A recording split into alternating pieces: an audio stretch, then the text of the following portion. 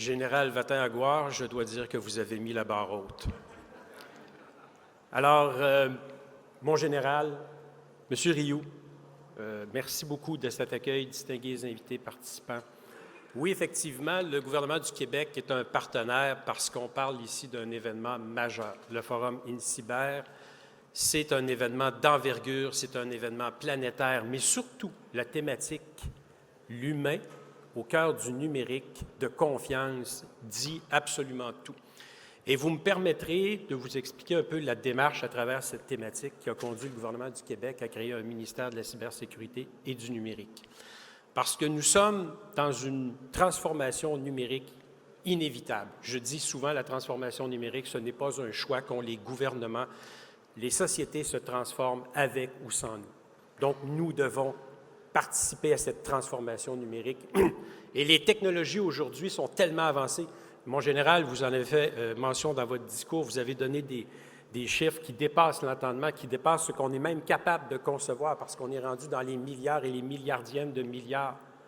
On ne peut pas concevoir à quel point aujourd'hui la technologie est avancée, elle est puissante, elle est capable. L'intelligence artificielle, l'informatique quantique, l'Internet des objets. Alors, tout ça mis ensemble dessine un univers numérique dont on effleure à peine les contours, dont on comprend à peine la portée et la puissance. Vous avez dit, pas de science sans conscience. Et ça, c'est l'humain au cœur du numérique. Il faut absolument que ce numérique-là, que cette transformation numérique-là se fasse au bénéfice des êtres humains. Il faut que le numérique soit au service de l'homme et jamais le contraire. Malheureusement, dans le développement effréné de ces technologies-là, cette conscience-là, elle n'est pas toujours présente. Elle est éclatée. On voit l'entreprise privée, les milieux de recherche, la société civile en général, avec des objectifs, des vues, des portées qui sont différentes. Mais tout ça doit travailler dans une vision collective. Mon général, vous l'avez dit, il faut que ça soit au service de la société. Comment on fait ça? Comment on fait ça? Comment on réussit à fédérer tous ces gens-là? Vous avez parlé de fédérer les États, fédérer les nations. Comment on y arrive? Ben oui, je pense qu'on est rendu à une étape où il faut que cette vision-là de la société soit une mission régalienne de l'État. Et vous avez parlé de la confiance. Mais la confiance, ça s'obtient. La confiance, ça ne s'achète pas. La confiance, ça se développe avec le temps. Comment on développe la confiance? Comment on peut faire pour créer un univers numérique de confiance? Et tout l'enjeu est là. Le succès de l'univers numérique repose sur la confiance. La confiance repose sur le sentiment de sécurité. Alors, permettez-moi de vous faire paniquer un peu, parce qu'aujourd'hui, les cybermenaces, que ce soit des organisations criminelles, que ce soit des États délinquants, est omniprésente. Elle est en explosion et elle devient de plus en plus raffinée et pernicieuse. Comment créer un univers de confiance quand aujourd'hui, une cyberattaque est tellement raffinée que le citoyen lambda a plus ou moins la capacité de s'en préserver, de s'en protéger? Comment faire quand des États financent des organisations? Donc, ils ont les moyens financiers, les ressources humaines, les ressources matérielles. Quand on y pense, c'est assez paniquant. Comment on fait? Bien, encore là, et mon général, je souscris entièrement à ce que vous avez dit. Les États doivent se fédérer. Les États doivent travailler ensemble. Il faut mettre les mêmes moyens à se protéger qu'on met à nous attaquer. Et quelques chiffres pour vous donner à quel point cette situation-là doit être prise au sérieux par tout le monde.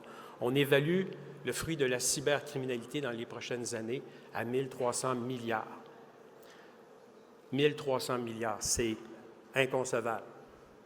Ça veut dire que la cybercriminalité pourrait être l'activité criminelle la plus lucrative, devant le trafic de narcotiques, devant le trafic d'armes. Imaginez. Or, on peut penser les moyens qui seront mis pour mettre la main sur une fraction de ces 1 300 milliards. Dans un contexte géopolitique explosif, je n'ai pas besoin de vous relater les événements des derniers mois, des dernières années, les cybermenaces sont devenues omniprésentes. Le Canada a été victime de plusieurs cyberattaques, le Québec aussi. Pourquoi? Pour des raisons politiques. Et donc, de se protéger de ces cyberattaques, de ces États délinquants, de ces États malveillants, j'ose le dire, de ces États malveillants, devient une mission régalienne de l'État.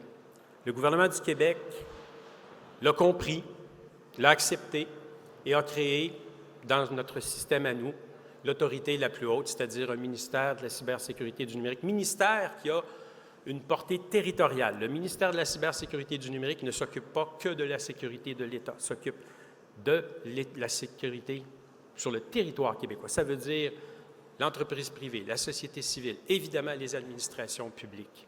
Pourquoi? Parce qu'il faut un point de convergence, parce qu'il faut un point de cohérence, parce qu'une cyberattaque, ça doit se traiter avec célérité, avec discipline. Mon général, vous reconnaîtrez le langage militaire. J'ai dit à l'organisation, et je salue la présence de M. Rodrigue, qui est maintenant secrétaire général associé au gouvernement du Québec sur la connectivité, un autre sujet extrêmement important. Mais un réseau de cyberdéfense, ça se doit d'être quasi militaire. Lorsqu'on est sous attaque, ce n'est pas le temps de faire des comités, de discuter, d'avoir des réunions, de s'envoyer des mémos, d'attendre la réponse, de laisser des messages. Il est trop tard. Résister à une cyberattaque, c'est une question d'action et de réaction. Mais c'est vrai pour une organisation comme le gouvernement du Québec, c'est vrai pour des organisations privées, mais c'est vrai aussi pour les sociétés. Mon général, j'entends votre message et je tends la main. Le gouvernement du Québec, oui, veut organiser la cybersécurité sur son territoire, mais on ne peut pas arrêter là. Les cyberattaquants sont partout. Les cyberattaquants peuvent attaquer le Québec depuis n'importe où dans le monde. On ne parle plus ici d'individus en mal de sensations et de reconnaissance qui vont voler les plans de je ne sais quoi pour quelques minutes de gloire. On parle d'organisations structurées, financées et malveillantes. Et à ça, il faut réagir par la coopération. À ça, il faut réagir par le partenariat. À ça, il faut réagir par l'échange d'informations et de bonnes pratiques. Réagir de la bonne façon, au bon moment, avec les bons acteurs. C'est la clé. C'est la clé de tout. C'est la clé de la défense, c'est la clé de l'extrusion. Qu'est-ce qu'on fait pour se protéger? Mais comment fait-on quand une attaque est réussie? Parce qu'il ne faut pas se tromper. Pour quelqu'un qui y met le temps, l'énergie et les moyens, une attaque va finir par réussir. Mais comment on fait pour bloquer ça? Comment on travaille ensemble? Comment la France, comment l'Europe, comment le Canada, le Québec, comment pouvons-nous travailler ensemble pour protéger nos concitoyens? Parce qu'à la fin de la journée, quand on parle d'un univers numérique de confiance, c'est de ça dont on parle, de cette capacité que nous aurons à créer un univers numérique où les citoyens vont aller consommer les services, s'informer en toute confiance. Et vous savez, pour moi, c'est tellement fondamental parce qu'on parle de notre, je dirais, de notre mode de vie, de notre société, de notre démocratie. En général, vous parliez de libre arbitre. Comment on peut exercer son libre arbitre quand des gens ont la capacité de créer des fausses nouvelles, de travestir la réalité, de désinformer, de mésinformer? Comment peut-on exercer son libre arbitre quand on nous maquille la réalité? Difficile. Comment nos institutions démocratiques peuvent-elles fonctionner quand on peut les attaquer au cœur de ce que nous sommes, au cœur de ce que sont nos sociétés? On parlait du citoyen. Quoi de plus citoyen que la démocratie? Quelle valeur la plus chère pouvons-nous défendre que nos institutions démocratiques? Elles sont à risque, elles sont menacées, il faut les protéger. Et pour faire ça, il faut travailler ensemble, il faut travailler en partenariat, il faut échanger l'information, il faut mettre de côté nos façons de faire, nos façons de penser. Les silos n'ont plus leur place. L'ennemi de la cybersécurité, c'est l'isolement. S'isoler, c'est se mettre à risque. S'isoler, c'est se mettre une cible dans le dos. S'isoler, c'est de dire « Attaquez-moi, s'il vous plaît, je ne peux pas me défendre ». Le Québec tend la main aux entreprises privées, tend la main à nos universités, tend la main à nos partenaires du Canada et à nos partenaires de par le vaste monde. Le Québec veut être cette plaque tournante de la cybersécurité. Nous avons le savoir, nous avons le savoir-faire et nous avons surtout la volonté d'y arriver. Et collectivement, nous allons y arriver. Et j'en profite pour vous inviter à participer. Le Québec est présentement en consultation. Madame Girard, sous-ministre adjointe à la Sécurité de l'Information et chef gouvernemental de la Sécurité de l'Information. Et je le souligne, mon général, parce que vous avez parlé de ces femmes qui nous inspirent. Madame Girard est la grande patronne de la cybersécurité au Québec. C'est une femme et c'est une femme exceptionnelle. J'en profite aussi pour saluer mon adjointe parlementaire, Alice Abou-Khalil, une autre femme extraordinaire du domaine des technologies.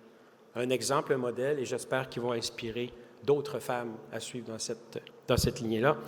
Et donc, je vous disais, le Québec est à élaborer son premier plan national de cybersécurité, compte tenu de la mission régalienne que nous avons maintenant dans ce domaine. Et je vous invite collectivement à contribuer à l'élaboration de ce plan. Et c'est dans cet esprit-là, dans cet esprit de partage, dans cet esprit de partage de connaissances, partage d'expériences, que je vous convie tous, autant que vous êtes, à travailler collectivement avec nous à la réalisation de ce grand plan.